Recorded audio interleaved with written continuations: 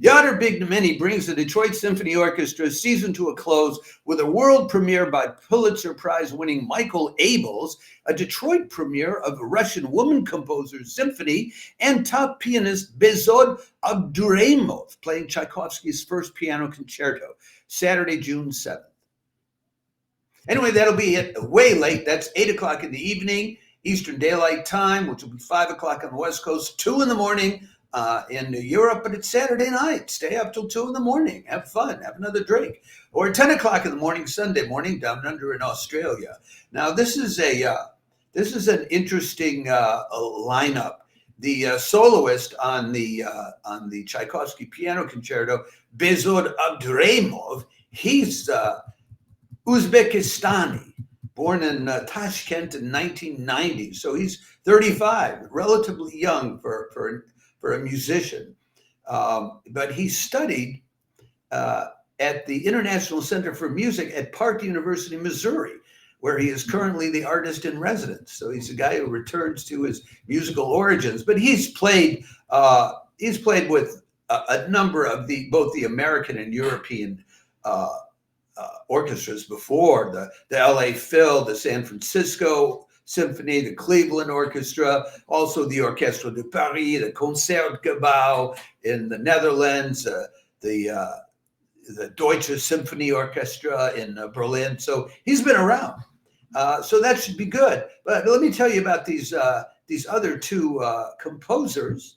I think I have separate pictures for you. Oh, and I do want to mention, I don't know any conductor who works as well with guest soloist as Jader Bignamini. Every time he does so, it's like fireworks, and the orchestra and the soloist and Bignamini, they're like this, and then fire. It's just so you can't go wrong with Jader Bignamini and a soloist like this. But let me tell you about Michael Abels first, and I think I have a separate picture of him for you.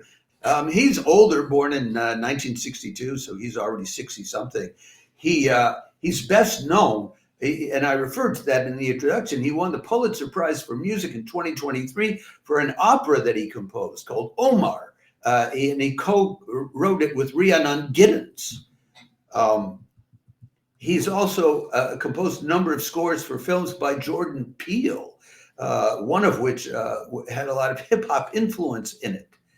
So he's composed works for the Kronos Quartet, for Hilary Hahn, very classical people. He's also the co-founder of the Composers Diversity Collective, which is an advocacy group to increase visibility of composers of color in film, gaming, and streaming media. And then there's a piece of music by this woman, Leokadiya Alexandrovna Kashperova, a Russian pianist and composer, born in 1872, and she died in 1940. And her story is so romantic. She graduated in 1893 from the St. Petersburg Conservatory at a time when a lot of women weren't doing that. Then she graduated, and I guess that was as a pianist. And then she graduated a second time in 1895 as a composer. And she went on to compose a symphony, which I guess is the one we're going to hear this Saturday night, a piano concerto, choral works, chamber music, piano solos, art songs. She started getting recognition in the early 20th century.